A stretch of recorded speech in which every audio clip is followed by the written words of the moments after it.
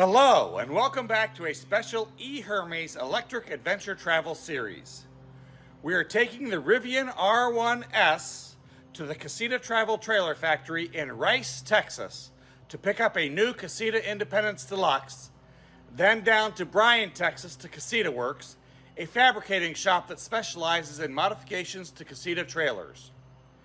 After that, we're going to wander throughout Texas, Oklahoma, New Mexico, and we might even make a quick dash into Old Mexico. Then we'll be dropping Mrs. E-Hermes off at the Albuquerque airport, where she will be flying back to Northeast Ohio for a family commitment. I will then finish driving the Rivian and Casita back to Northeast Ohio. We will show you what it's like to travel, hike, camp, e-bike, and sightsee in a Casita, towed by a Rivian, and any special charging challenges we might encounter. So come along with us. Welcome back to E-Hermes, your electric adventure travel channel. Please remember to subscribe, hit the like button, and hit that bell button to be notified each time an episode of this series is uploaded.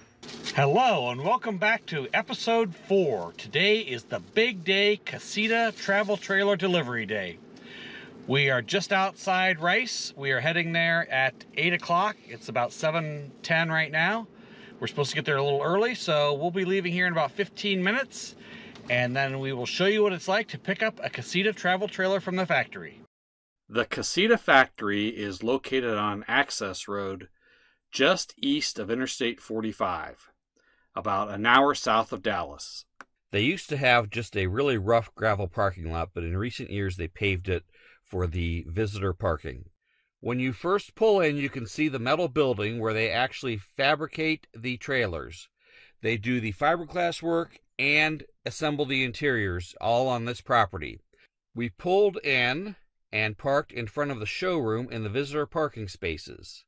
As you can see, they were getting trailers prepped for delivery in the bays to our right. After checking in with the receptionist, we were directed to our salesperson, Carla Porch, who had worked with us via the internet and phone throughout the ordering process. Carla sent us over to Alan in the service department to show us all the features of our trailer. That is where a disaster struck. Well, things have taken an interesting turn. The first thing we do when we go to Casita is they test your vehicle to make sure the trailer lights are going to work. And for some reason, the Rivian does not have any power to the wiring harness. So we were not able to pick up the trailer. We have to drive to Dallas, about an hour away, to the Rivian service center, have them look at it, and hopefully they can get it fixed, and we can get back down to Casita before they close at 4:30 this afternoon. So, interesting times. Into every life, a little rain must fall. What is particularly troubling is when I was speaking to the representative at the service center, he asked me to put the vehicle into trailer tow mode, and it doesn't have such a mode. So that's how I had to bring it in. So I can't believe this vehicle actually can't tow, but if it can't, we're in a world of hurt then. Sometimes in life, the solution is the most simple, obvious solution. The problem was the wiring harness was pushed into the back of the 7-pin connector, but not pushed all the way in and clicked tight. And as soon as the technician did that, we got power to all the lights. So back we go to Casita to pick up the camper, and then race down to Casita Works to have the hitch and other modifications performed. A very big shout out to the Rivian Service Center in Dallas. They took us in without really having an appointment, looked at it right away, traced it down, got us fixed, got us back on the road as quick as possible. We really appreciate their efforts. Because we had to drive to Dallas and back at full highway speed, we're going to have to stop at Buc-ee's and charge at the Tesla Superchargers again to make sure we have enough battery to get to the Rivian Adventure Network charger to get down to Bryan pulling the camper. Because I really don't know what kind of efficiency I'm going to get with this, so I want to be on the safe side. Okay, we are pulling into charge. We have 61% now, we'll have 60%. We're going to charge up to 80%. Just to give us a little buffer, pulling the camper to get down to the Rivian Adventure Network. It is 90 miles away, so that should be plenty. After getting the tow vehicle straightened around, Alan from the service department showed us all the features and functions of the Casita Independence Deluxe that we had ordered. I recorded almost the entire process, and I will be publishing a separate video showing it in detail for those people interested in purchasing a Casita. After Alan showed us everything that we needed to know, we were reunited with Carla, who showed us all the paperwork, we signed the documents, and the Casita was officially ours, and we are ready to hit the road. So we're towing the camper. It's going just fine. It handles really well, not getting very good efficiency. 1.2 miles per kilowatt hour. I am going 70 miles an hour. So I generally don't plan to drive that fast. The problem is the guy that was going to do the modifications, Casita Works, had us scheduled for this afternoon, and it's afternoon and we are still an hour or two from his place. So I talked to him. He's either going to try to squeeze us in and stay the night and do it, but he already has things booked tomorrow. So that's our next ordeal. We're going to stop here and charge for about 15 minutes. That should get us enough to get to him. There's charging in town there, so after we drop the trailer off, I'll go do a deeper charge there. After a brief 15 or 20 minute charging stop, we made it to Casita Works and left the camper with Doug Krebs, the owner and operator of Casita Works.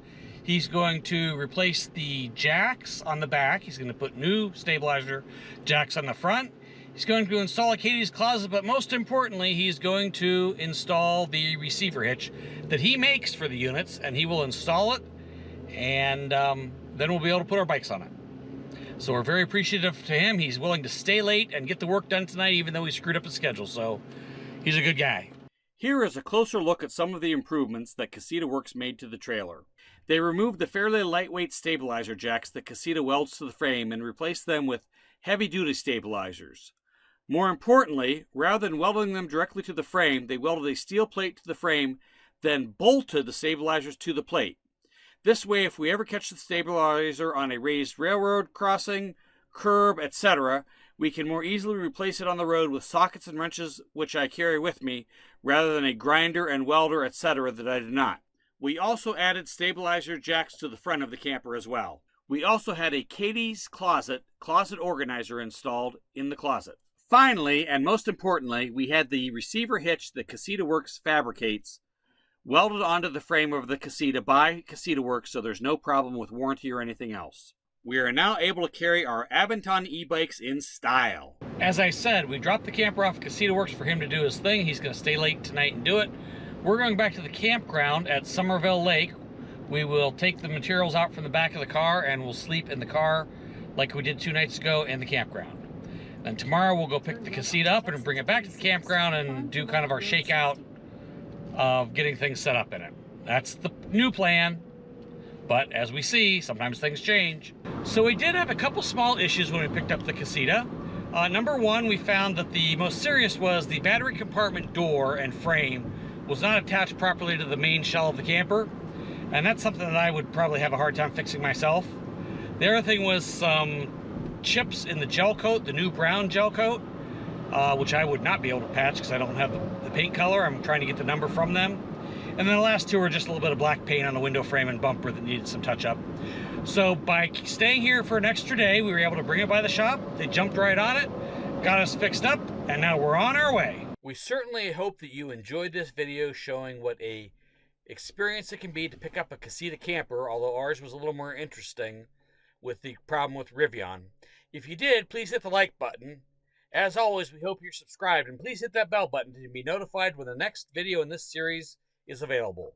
Thank you!